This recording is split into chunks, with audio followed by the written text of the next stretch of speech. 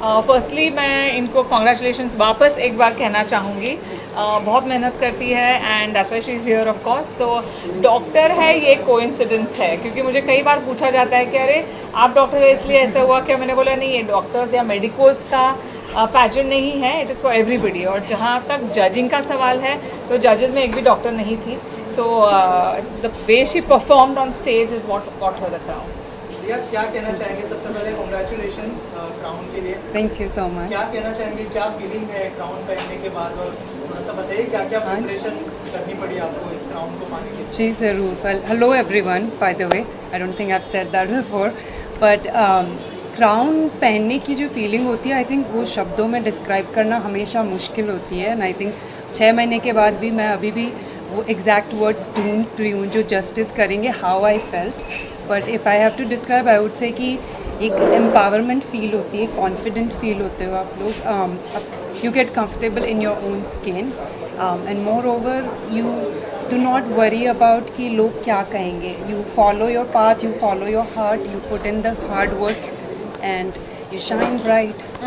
So that's how it's been so far. Also कितना कितना difficult था सब कुछ मैनेज करना, क्योंकि मिसेस को बहुत सारी चीज़ें मैनेज करनी पड़ती है। अगर उस बारे में बताएं कि कैसे मैनेज हुआ सब कुछ। Thank you. डिफ़िकल्ट तो होता ही है, बिकॉज आई थिंक आप सब लोग देखते होंगे मैरिड वुमेन जो काम भी करती है, बच्चे भी रेस करती हैं और भी बहुत सारी चीज़ें करती है। सो आई वुड नॉट से कि डिफ़िकल्ट नहीं होता है, बट कहीं ना कहीं अगर आपके करने की इच्छा है, अगर आप पैशनेट हो, हार्ड वर्किंग हो, सो आप बैलेंस कर लेते हो। सो प्रिपरेशन करना हार्ड था, बट मैंने जो भी मुझे एक्स्ट्रा टाइम मिलता था घर के काम के बाद या फिर क्लिनिक के बाद, I use to dedicated to my marvellous preparation. जो क्लिनिक में लंच ब्रेक्स होते थे मैं वो यूज़ करती थी प्रिपरेशन करने के लिए। वॉक करने के टाइम घर पे काम करते वक्त मैं हील्स में वॉक करती थी ताकि मेरी प्रैक्टिस भी हो जाए साथ में और काम भी हो जाए। So and after I have a 3-year-old सन, तो वो सोने के बाद मैं बाकी जो इंटरव्यू की प्रिपरेशन करनी होती थी वो सब करती थी। So it's hard, but I would say it is doable. अगर if you put your heart and mind to it, you can achieve anything, and I believe that now. Also Aditi ma'am खुद winner रह चुकी है, कितना inspire होती है उनसे, और क्या क्या टिप्स मिली थी उनसे स्पेशली? सारी टिप्स मिली थी आई गेस, क्योंकि ये मेरा पहला ही पैजेंट था। मैंने कभी सोचा नहीं था कि मैं पैजेंट्री करूँगी, बट मुझे पता था कि मुझे डॉक्टर से ज़्यादा और भी चीज़ें करनी है और मैं कर सकती हूँ। So I think it was the right timing for me कि डॉक्टर अदिति ने उस टाइम पे वो प्लेटफॉर्म लॉन्च किया जिस टाइम पे मेरी मेडिकल एजुकेशन ख़त्म हो गई थी and I was looking to do something more than medicine. तो उनसे प्रेरणा वो सिर्फ पार्टिसिपेशन की ही नहीं मिली, बट आगे कैसे बैलेंस करने हैं अपने मल्टीपल करियर को and still staying true to yourself, still being authentic. I think that's the biggest lesson I have learn from her. Aditi ji, you are the founder, आपने पूरा शुरू किया ये डिफिकल्टीज आई होंगी आई एम श्योर, बट एक तरीके से सपोर्ट देना जो कंटेस्टेंट और fair how difficult was that part? I think कई बार जब मैंने डिसाइड किया कि मुझे ये पैटर्न करना है, उस जर्नी में जब शुरुआत की टिल जब ये हुआ, कई बार मेरे मन में यही आया कि मैं ये क्यों कर रही हूँ, क्योंकि बहुत डिफ़िकल्टीज थी, ऑब्स्टिकल्स थे, क्योंकि वन मैन आर्मी जैसे कहते हैं। तो ऐसे नहीं था कि मेरे पास बहुत बड़ी टीम थी या स्पॉन्सर्स थे, तो खुद ही सब करना पड़ा। But it was a learning lesson and I always believe कि जो आपको आपके पड़ाव आते हैं, जो ऑब्स्टिकल्स आते हैं, उसी से आप सीख सकते हो। So here I am, all set to launch Marvelous Mrs. India Season 2, and I do hope that I have support, like I said earlier, के सब support करें, and yeah, that's how it We is. can also see all of the ladies coming from different backgrounds. So how was the empowerment for them, and what is your definition for women empowerment? आपने किस तरह से empower किया? जी, ये जो शब्द है women empowerment, ये बहुत लूजली आजकल थ्रो किया जाता है। जिससे पूछो वो यही कहते हैं कि हाँ we are working for women empowerment, लेकिन क्या है विमेन एम्पावरमेंट? एक महिला घर में जाके अगर इमोशनल अब्यूज़ सफ़र कर रही है, it need not, domestic violence is a no, लेकिन इमोशनल अब्यूज़ भी होता है। जैसे ऑफिस कोई जाती है महिला, तो कई बार उसके कॉलीग्स जो होते हैं वो बोल रही है, उसके ऊपर आवाज़ चढ़ा के बात करते हैं तो वो चुप हो जाती है, क्योंकि वो अपब्रिंगिंग है। इसको माइक्रो अग्रेशन कहा जा सकता है। तो बाउंड्रीज होती है कि उसे नो कहना डर लगता है, क्योंकि उसे लगता है कि मैं नहीं बोलूँगी तो मेरा प्रमोशन नहीं होगा। तो ये जो छोटी छोटी चीज़ें हैं, तो इनको भी महिलाओं को अवेयर कराना, इसे विमेन एम्पावरमेंट कहा जाता है। और मेरा ये मानना नहीं है कि नहीं आप झगड़ा करो, फाइट करो, लेकिन अपने आप पे भरोसा करो, कॉन्फिडेंट रहो, क्योंकि इट इज शोन, रिसर्च बताता है कि महिलाएं और जो मेल और फीमेल काउंटर पार्ट्स है, तो if they are equally educated, तो एक आदमी को ज़्यादा अपॉर्चुनिटीज़ मिलती है, उसे पे ज़्यादा मिलता है। And I am not here to say कि वे फेमिनिस्ट हूँ और ये सब नहीं मैं कहना चाहती, no not at all. Men and women should be given equal opportunities, ये मेरा मानना है। यही विमेन एम्पावरमेंट, यही मेरा मानना है। This is what I want to inculcate, यही मुझे महिलाओं को बताना है, क्योंकि जब तक हम इसके बारे में बात नहीं करते, कई महिलाओं को तो पता भी नहीं होता है, अरे हाँ मैं तो, मुझे बोलना था लेकिन somebody else spoke over me, थोड़ा आवाज़ बढ़ा के, तो I kept quiet, मुझे बताना था। तो these small things, so that is real women empowerment। देखती हैं इसको, क्या मानती हैं, आपके विचार क्या हैं? जी, तो जब मैंने डिसाइड किया था कि मुझे शादी करके मॉडलिंग करना है, तब तो सब लोग हंसे थे मेरे ऊपर, यही कहा था कि शादी के बाद तो ग्लैमर फील्ड में कोई जगह नहीं होती है, एक तो तुम शादी मत बताओ किसी को कि तुम शादीशुदा हो, चुप रहो, और यही कहो कि नहीं मैं तो सिंगल हूँ। तो मैंने बोला मैं क्यों छुपाऊँ ये चीज़, अगर I am proud of being married तो वाई शुड आई। और ये कहाँ लिखा है कि शादी होने के बाद ग्लैमर फील्ड में क्या हम ग्लैमरस नहीं दिख पाते हैं? दिखते हैं। जैसे मुझे जब लोग कहते थे oh you don't look like mother of one, तो मैं ये कहती थी कि कैसे दिखनी चाहिए मदर ऑफ वन। क्यों हम ये टिपिकल डेफिनेशन लेके चल रहे हैं कि एक महिला शादीशुदा हो तो उसका ग्लैमर ख़त्म हो जाता है, या वो स्टेज पे या ब्यूटी पैजेंट में पार्टिसिपेट नहीं करना चाहती।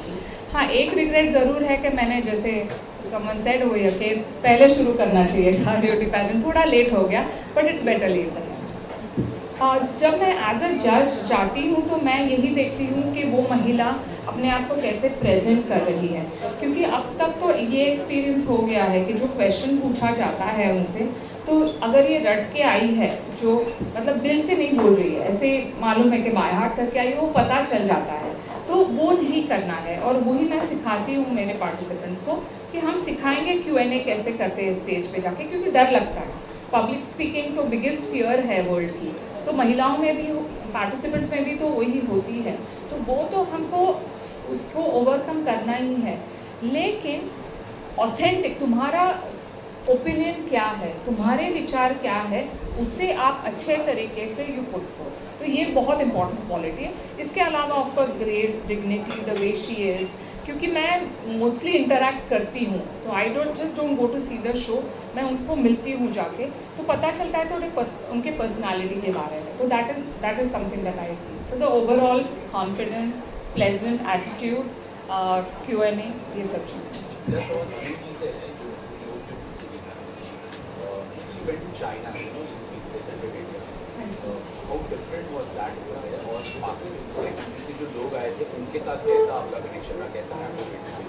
उनके साथ रैपो बहुत अच्छा था और है भी, और मैं अभी भी कनेक्टेड हूँ उन सबसे इन अ व्हाट्सएप ग्रुप। और डिफरेंस ये था कि आई थिंक अराउंड 80 कंट्रीज से पार्टिसिपेंट्स आए थे, सबका कल्चर अलग अलग है, सब अपनी लैंग्वेज अलग लेके आए थे। बहुत सारे पार्टिसिपेंट्स को इंग्लिश भी नहीं आती थी, और चाइना में था तो चाइनीज़ को इंग्लिश नहीं आती है, तो मेरी साइन लैंग्वेज आ गई मुझे थोड़ी पहले से। और ओवरऑल एक्सपीरियंस जो है थोड़ा चैलेंजिंग था, क्योंकि आई एम अ वेजिटेरियन और मेरे को सात्विक खाना वहाँ पे नहीं मिल रहा था, तो मुझे थोड़ा सा खाने पीने में ज़रूर दिक्कत हो रही थी। बट उसके अलावा एक्सपीरियंस बहुत अमेजिंग था। डिफरेंस मैं यही बोलूँगी क्योंकि it's on a global scale, तो थोड़ा वास्ट था experience. Everything was magnified, life is marvellous, it's a national pageant, तो सब फेमिलियर है, लैंग्वेज सबको आती है। वहाँ पे लैंग्वेज का प्रॉब्लम था, कोरियोग्राफी कुछ समझ में नहीं आता था, बट जितने सारे चैलेंजेस थे you learn, as you go, and it was a nice experience. Actually मैंने ये पैजेंट किया ही मैम के मारे है सो डॉक्टर आदिति गोवित्रिकर के यहाँ से जब इनवाइट आया for participation I actually had a video call with her and I was like this is it. You know, there are a lot of pageants happening. It has to be a pageant which is authentic, which is real, and which is actually a true meaning of beauty inside out. That's exactly what Dr. Aditi is portraying in all our pageants. So, as a first runner-up, actually the moment the crowning was done by Dr. Aditi Govitrikar, it was like once in a lifetime experience. It's like a dream come true. So this is the most memorable part of my whole life. The difficulties as such kuch nahi tha because Dr. Aditi and the entire MMI team made it so easy for us. I would like to thank the entire MMI team along with Dr. Aditi because they have been there with us, like Honey and all the social media team, everybody, like they were there with us throughout, supporting us at every stage. So it was very easy. The contestants, like we were competing with ourselves, not with the contestants. You know, so they were all like family to us. So I think it was a very memorable experience. Every participant, every contestant should experience once in a lifetime a dream come true. Well, that's an interesting question. I wish there was social media at that time. I think I would have been a lot more popular. But yeah, I mean, see, social media is a double-edged sword, right? It's the way you use it. It can be negative and it can be positive. So we use social media to spread this message of, you know, that of beauty inside out, really, and don't go with what is seen purely on social media. We have our social media queen here who loves social media, and we are like trying to control her. Okay, don't post your sneeze and don't post your visit to the doctor, etc. But yeah, I mean, we use it to spread awareness, and I really wish it was there when I participated in Mrs. World. अच्छा, मैं से कोई भी उत्तर दे सकता है. शादी के बाद घर से ससुराल से कितना सपोर्ट मिलता है? इनको पूछिए आप ये बताएंगी. वेल, मेरा पहला क्वेश्चन अदिति को यही था. I am just a home maker.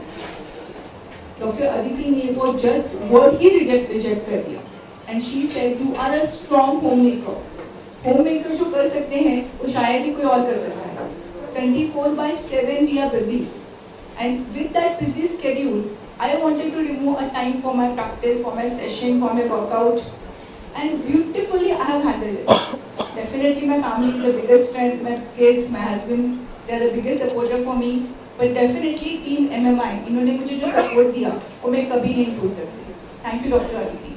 जी, मेरा यही मानना है कि जैसे मैंने कहा कि ब्यूटी इनसाइड आउट ये बहुत ज़रूरी चीज़ है और मैं रिपीट करते रहूँगी इस बात को, क्योंकि एक महिला अगर 5 फीट है या 4 फीट 8 इंचेस है तो क्या वो ब्यूटी पैजेंट में पार्टिसिपेट नहीं कर सकती? उसकी क्या गलती है? अगर वो ब्यूटीफुल है तो शी इज़ ब्यूटीफुल. और 70 ईयर ओल्ड, और मेरा यही, मुझे बहुत महिलाएं पूछती हैं कि मैम आपका अपर लिमिट क्या है? आई से क्यों अपर लिमिट रखना चाहिए ब्यूटी को? Why can't uh 80 year old participate in a beauty pageant? And the thing is कि हम ये नहीं कहते कि 80 ईयर ओल्ड विल उनका कंपटीशन एक 22 साल की या 23 साल की महिला के साथ होगा. जैसे इन्होंने कहा कि वो अपने आप से कंपटीशन होगा और वही हम देखते हैं कि कितना transformation. Because I stand very strongly for transformation. तो जब आप एनरोल करती हैं और आपकी जो जर्नी हमारे साथ शुरू होती है, एंड तक आप कैसे बदलाव आपने लाया है अपने आप में. ज़रूर मैं, हनी हमारी जो टीम मेंबर है, स्ट्रॉन्ग टीम मेंबर है, there are other people also, तो ये गाइड तो हम करते रहते हैं, लेकिन जब तक आप खाना नहीं खाओगे तो खाने का क्या यूज़ है. तो ये जो ट्रांसफॉर्मेशन है इसे हम ब्यूटी कहते हैं कि अपने आप को every day you have to improve on yourself. तो ये बहुत ज़रूरी चीज़ है. जब भी you this is world and हमने अक्सर देखा था कि शादी के बाद में बहुत सारे कमिटमेंट हो जाते हैं, फैमिली, बच्चे और दूसरी. तो बहुत बार हमारी जो लड़की ड्रीम रहते हैं या उम्मीद होती है वो इनफैक्ट एक फैमिली में वक्त निकल जाता है. तो that is mostly a reason for many of them, and you are giving them a platform and encouragement for the thing. And second is like Miss India, Miss Marvels भी होगा actually, या अभी आप सिर्फ ओनली मिसेस को cater कर रहे हैं? मैं अभी फोकस मिसेस पे ही रखूँगी क्योंकि मिस के लिए तो ठीक है, I mean there are other pageants, of course Mrs के लिए भी है, लेकिन I feel very strongly for Mrs category. क्योंकि जैसे आपने कहा कि फैमिली लाइफ में बच्चों की देखभाल करने में बहुत टाइम निकल जाता है, एक महिला अपने आप को भूल जाती है। और जब मैं बड़ी हो रही थी मैंने यही देखा था कि अगर घर में कुछ अच्छी चीज़ आती है, मिठाई आती है, तो माँ हम लोग को देती थी, खुद नहीं खाती थी। तो मिठाई नहीं खाती थी वो अच्छी बात है, she is very healthy, but what I am saying is कि अपने आप को सेल्फ केयर जो होती है वो भूल जाते हैं, अपनी आइडेंटिटी भूल जाते हैं। किसी की वाइफ, किसी की माँ, हु आर यू, और ये जब एहसास होता है देन इट्स टू लेट। तो बहुत वो डिप्रेशन होता है, एंग्जाइटी होती है। तो इन सब से कि आई चैलेंज के think about who you are. रोज़ अगर 10 मिनट भी आप सोचो कि थिंक अबाउट योर सेल्फ, आपकी आइडेंटिटी क्या है, आपको क्या अच्छा लगता है, क्या आप वही चीज़ें कर रहे हो जो आपके पति बोल रहे हैं या बच्चे बोल रहे हैं, आपकी वॉइस आप खो चुके हो। Again I am not saying कि जाके झगड़ा करो, but when you do that you will earn respect, your children will respect you, your Self-love, you mean partner, to say? self-care, yes. Inshallah, of course we will. I plan to. I want to make it into a global entity for sure. But अभी तो शुरुआत है, अभी baby steps ले रहे हैं.